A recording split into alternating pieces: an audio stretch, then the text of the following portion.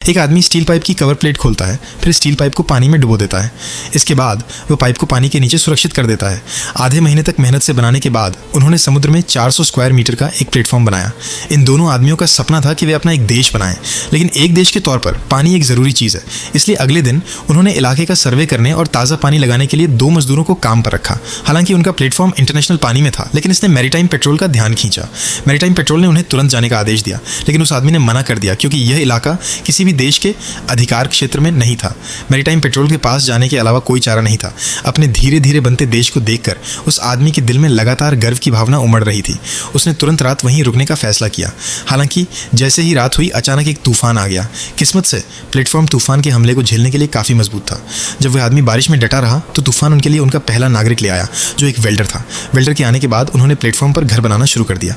इसके तुरंत बाद उनके देश में एक और नागरिक आया, एक स्टेटलेस पब्लिसिटी कमिश्नर। उसने अपने टैलेंट का पूरा इस्तेमाल किया, जिससे वो छोटा आइलैंड दुनिया भर में मशहूर हो गया और उसका नाम रखा रोज आइलैंड रिपब्लिक। इसने जल्द ही बहुत सारे टूरिस्ट को अपनी ओर खींचा। बहुत से लोग इसकी रेप्यूटेशन की वजह से आए। उन्होंने जल्द ही जितना खर्च कर सकते थे उससे ज़्यादा पैसा कमा लिया। उन्होंने अपने नागरिकों को पद दिए। जॉन स्वाभाविक रूप से प्रेसिडेंट बन गया। स्टेटलेस पब्लिसिटी कमिश्नर विदेश मंत्री बन गया। टॉम फाइनेंस मिनिस्टर बन गया।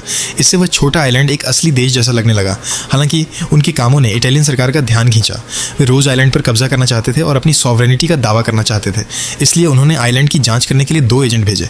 एजेंट प्रेसिडेंट से इस्तीफा मांगने से पहले सिर्फ 1 घंटे रुके। इससे इटालियन प्रेसिडेंट को गुस्सा आ गया। उन्होंने तुरंत टेलीविजन पर रोज आइलैंड को एक देश के रूप में मान्यता देने से इनकार करने की घोषणा की, लेकिन उन्हें उम्मीद नहीं थी कि उनके कामों से रोज आइलैंड और भी मशहूर हो जाएगा। लोगों ने रोज आइलैंड में शामिल होने के लिए अप्लाई करना शुरू कर दिया। इटालियन सरकार ने देखा कि स्थिति कंट्रोल से बाहर है। गुस्से में उन्होंने एक बड़ा फैसला लिया।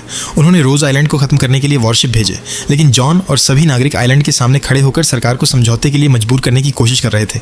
जब उनके चारों ओर गोले गिरे, तब भी वे अपनी जगह पर डटे रहे। आखिर में वॉरशिप के कैप्टन के पास कोई चारा नहीं था और उसने स्पेशल फोर्स को आइलैंड पर भेजकर सभी को पकड़ लिया। फिर उन्होंने रोज आइलैंड पर बम लगाकर उसे पूरी तरह से खत्म कर दिया। ये एक अजीब देश था, लेकिन एक सच्ची कहानी भी थी।